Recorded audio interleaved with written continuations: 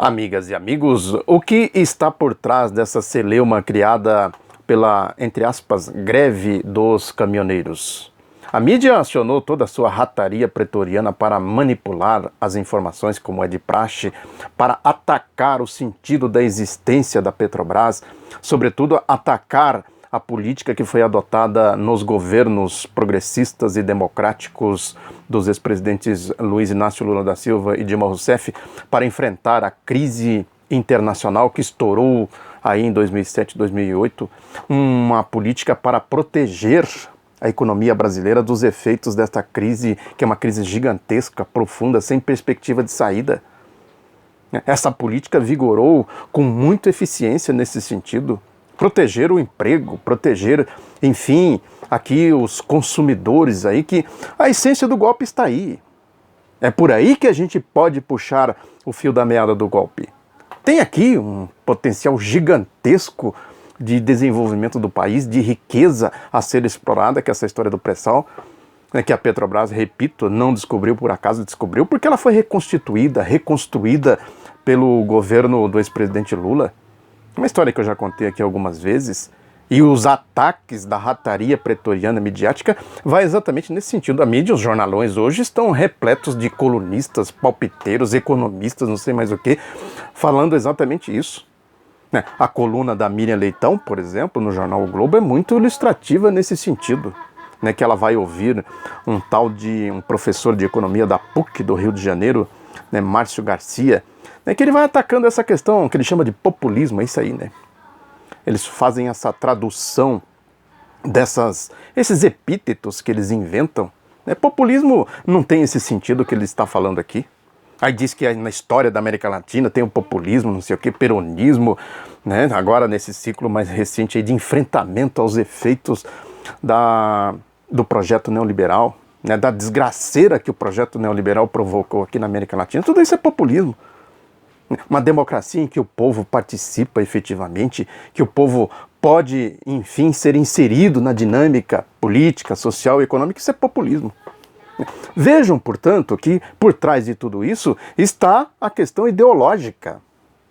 Ideias, as ideias que movem determinados conjuntos sociais, classes sociais, a ideologia da direita, da elite, dessa turma aí que eu falo sempre, que é o escravagismo, quase 400 anos de escravagismo, está aqui presente nesse tipo de manifestação de populismo, não sei mais o quê. Quer dizer, se não enfrentaram, na lógica deles, o populismo, quer dizer, não enfrentaram o povo, os interesses do povo. Populismo, na definição do Norberto Bobbio, o italiano filósofo, tem outro sentido, outra característica. Ao pé da letra significa exatamente isso, os interesses do povo. Agora, cria-se os epítetos, que é típico da manipulação, da rataria pretoriana midiática.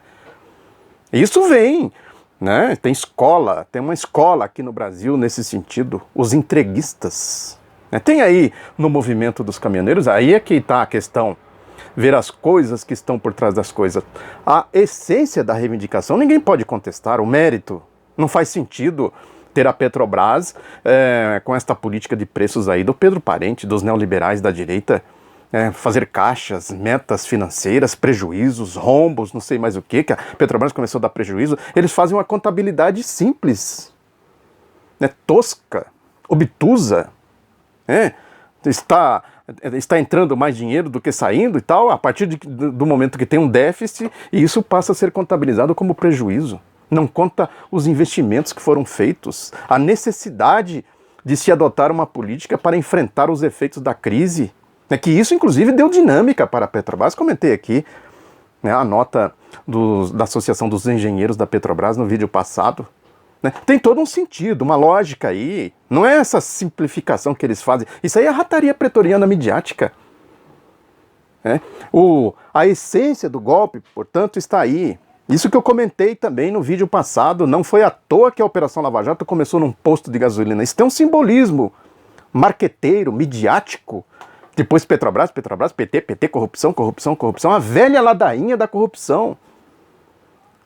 E aí é necessário, conforme eu disse aqui, a gente olhar sempre as coisas, separando bem as coisas com cuidado, olhando os movimentos por trás Por isso que eu chamei greve, entre aspas. Por trás dessa greve tem outros interesses também de politiqueiros, bolsonaristas, cachorros loucos, essa história de intervenção militar. Né? Cria-se o pânico na sociedade, um sentimento de desordem. Lógico, tem que procurar, depois que se cria o sentimento da desordem, tem que procurar alguém que ponha ordem. Na lógica dos cachorros loucos, dos bolsonaristas, essa turma aí, né, que tem muito disso infiltrado aí na, entre aspas, greve dos caminhoneiros, né, o sentido disso aí é exatamente procurar explorar essa ideia falsa, mentirosa, de que na ditadura militar tinha ordem, não tinha corrupção, que era isso, que era aquilo outro. Eu quero mostrar aqui para vocês o desmentido de tudo isso. Aqui, ó, esse livretinho aqui.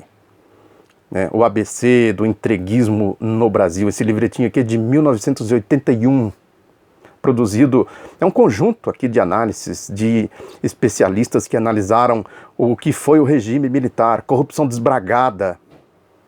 Né, 1981, publicado pela editora Vozes, que é de uma ordem franciscana lá de Petrópolis, no Rio de Janeiro.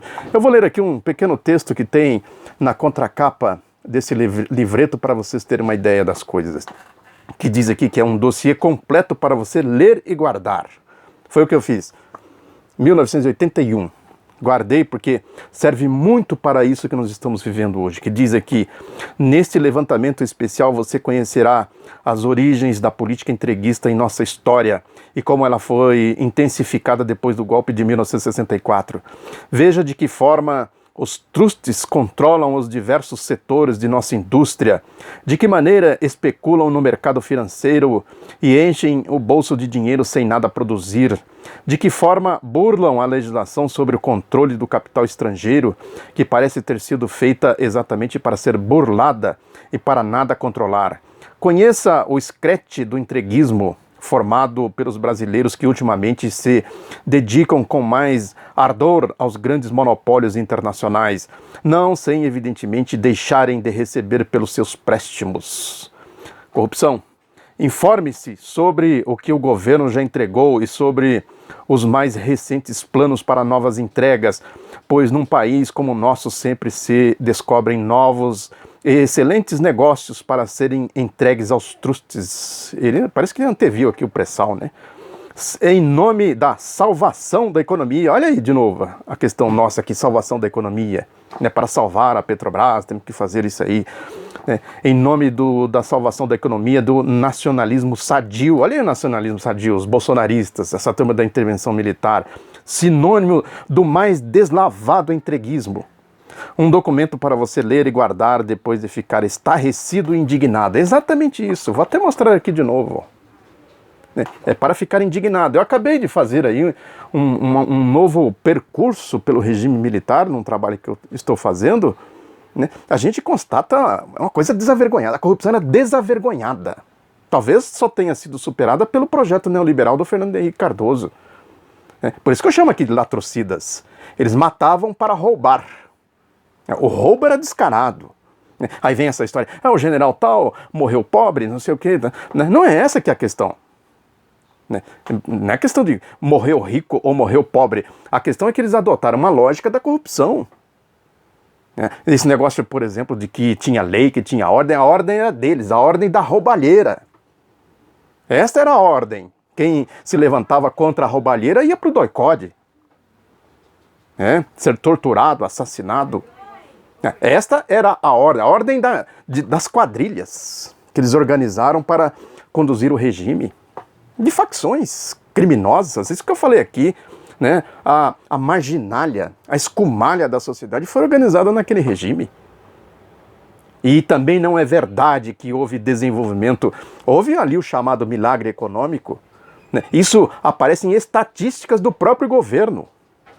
Que enquanto uns se enriqueciam, a massa da população, dos trabalhadores, ficavam de fora. A história do bolo, esperar o bolo crescer para depois repartir.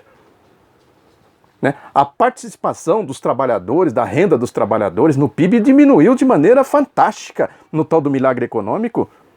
E depois chegou a conta. E quem pagou a conta? A conta chegou em 1974, com o governo do ditador Geisel, que já assumiu na crise, que tinha que pagar a tal da dívida externa, os juros, que chegou à explosão social do começo dos anos 1980, quebra-quebra e etc. Tudo que a gente... Eu já comentei essa questão aqui.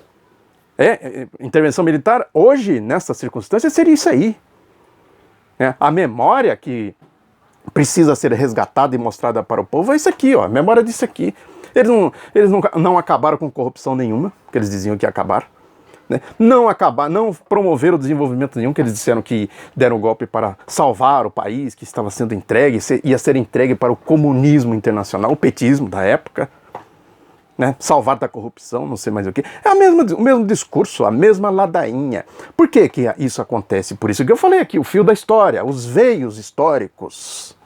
É a mesma gente, a mesma cabeça, a mesma ideologia. Né? Essa história de mercado, a Petrobras está aí, né? No mercado. E já tem um colunista no jornal o Globo hoje dizendo o seguinte, não faz sentido ter a Petrobras estatal. Ela está no mercado, vai gerar lucros, e não sei mais o que, tal. Para que vai ficar uma empresa estatal? Ele tem razão. Na lógica deles, ele tem razão.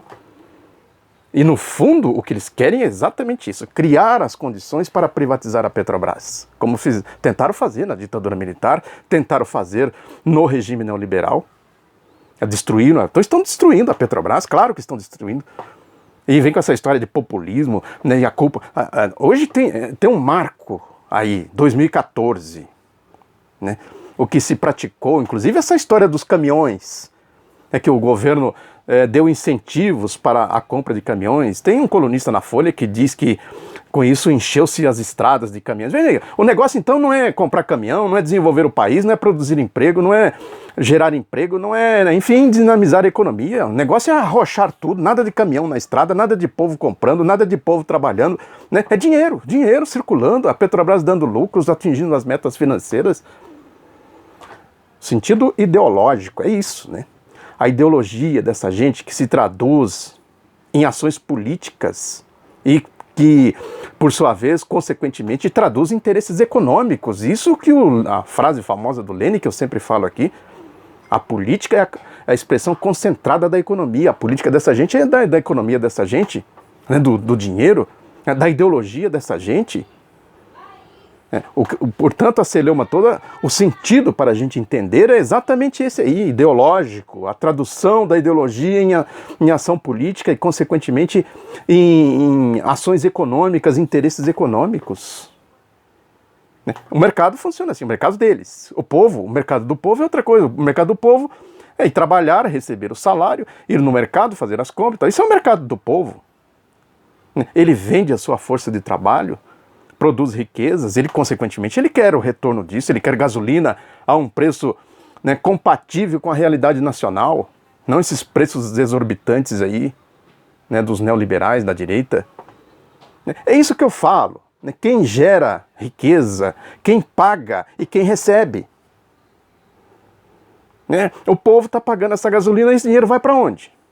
Qual é o resultado de tudo isso? O orçamento público, por isso que eles fizeram a PEC 55, querem fazer a reforma da Previdência, fizeram a reforma trabalhista, né, e atacam a Petrobras. O ataque à Petrobras é violento, se utilizando na greve dos caminhoneiros. É interessante a gente observar como a direita tenta tratar isso de maneira muito malandra. Né? Não ataca frontalmente, né, põe a culpa lá atrás, gente que pôs caminhão nas ruas, que deu dinheiro aí para esse povo comprar caminhão, emprestou aí, abriu crédito, né, gente que encheu os tanques de gasolina aí, de óleo diesel, não sei mais o que, com subsídio, eles dizem que é subsídios, né, para enfrentar a crise internacional, gente que roubou, essa é o principal, roubou a Petrobras, a Lava Jato descobriu uma roubalheira na Petrobras, quando a gente sabe que isso é uma mentira deslavada, desavergonhada. Eu já mostrei aqui documentos e mais documentos, falei várias vezes isso. Uma mentira. É isso aqui, né, que está escrito aqui no textinho do livro, aqui na contracapa, né, para você ler e guardar depois de ficar estarrecido e indignado. Um livrinho desse aqui sobre a Lava Jato criaria muito mais estarrecimento e indignação, porque é uma mentira deslavada. Essa história, esse mantra da direita, né? Tinha roubalheira, o PT roubou, corrupção, chegou-se essa prisão aí do Lula, né? Essa infâmia, né? A prisão a volta do preso político, isso é uma indecência, isso é uma nódoa, uma mancha na história da humanidade. Um homem da estatura moral do Lula, né, com a sua trajetória, ser preso por gente desse tipo aí, né, essa gente desclassificada, né, desprovida de ética, de moral, né, isso é uma nódoa, isso é uma mancha na história da humanidade, essa indecência. Para fazer o quê? Olha aí, a indecência, por isso que a indignação aumenta, né? Praticam essa infâmia para prosseguir com essa indecência que é essa política aí, né, de ataque à Petrobras. Né, com todo esse aparato midiático de ataque ao PT, PT, PT, corrupção, corrupção, corrupção. Né, é isso aí, né? Dá Bolsa Família para essa gente, dá emprego para essa gente, proteger o país dos efeitos da crise internacional. Tudo isso é populismo, aquela história da coluna da Miriam Leitão. O sentido, portanto, que faz com que a gente entenda tudo isso, né, é isso, né? A mídia não ataca frontalmente a greve, fica com esse tratamento dúbio, né? Mas também diz o seguinte, tem que pôr ordem, né? Tem que chamar aí a lei e a ordem. Né? Por isso que aí entra os bolsonaristas e os cachorros loucos, entram exatamente nesse vácuo aí, nessa brecha da mídia com essa tal de intervenção militar, né? Invocando os latrocidas. Essa gente, os latrocidas, se volta com a lógica dos latrocidas. Esse povo aí, tem muito incauto nessa história toda, claro que tem. Tem os malandros, tem, né, os cabeças, esses grupelhos fascistas, os antagonistas da vida, corruptos, a raiz do cabelo, MBL da vida e tal, bolsonaristas, né, todo esse mundo da corrupção, esses são os esgotinhos, os nichos de corrupção que se acopla à lógica da grande corrupção, que é a lógica da direita, a lógica do sistema, né. Aí vem com essa história, né, da intervenção e tal, né, que é preciso deixar agir o mercado, as leis do mercado. As leis do mercado é isso aí, né? As leis do mercado agem contra uns a favor de outros, classes.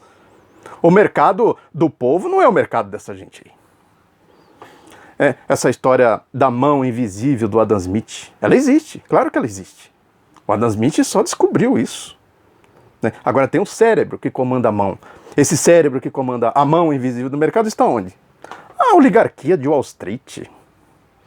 Esse mundo da especulação, a lógica do capitalismo de hoje, do projeto neoliberal. Não tem capitalismo sem neoliberalismo em lugar nenhum do mundo, sem a lógica do neoliberalismo funcionando. Não tem. O que tem é uma luta contra o neoliberalismo em alguns países que prezam a sua soberania nacional, países que procuram fazer uma transição para um outro modelo mais racional, mais lógico, mais democrático, né, que é o caso da China, o caso de Cuba, o caso da Venezuela, Vietnã, né, a própria Coreia do Norte que luta ali pela sua sobrevivência, pela sua soberania ameaçada constantemente. Né. E isso precisa ser contabilizado, portanto, nessa lógica de como funciona o tal do mercado. Quem comanda, qual é o cérebro que comanda a mão invisível do mercado? Portanto, quando a gente olha para essa questão toda, eu sempre digo aqui e repito, a gente não pode perder esse referencial ideológico de classes. Os interesses, a ideologia que se traduz em questões políticas e interesses econômicos. Né? Luta de classes. Isso aí é uma guerra contra o povo. É uma guerra dos escravagistas que guerrearam contra os escravos. Enfim, que eu falo sempre aqui, né? O papel da direita, da elite, né, nos processos de avanços civilizatórios, de democracia e desenvolvimento. Por que o Brasil é tão atrasado? Não tem ferrovias, por exemplo? É um absurdo um país dessa dimensão não ter ferrovias. Por que não tem?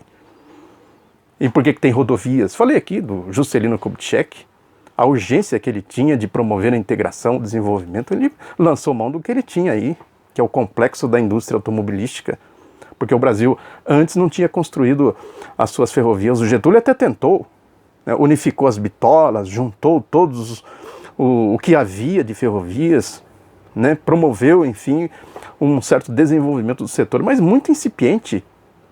Ele criou a rede nacional, a rede ferroviária nacional. Aí chegou quem? Quem chegou?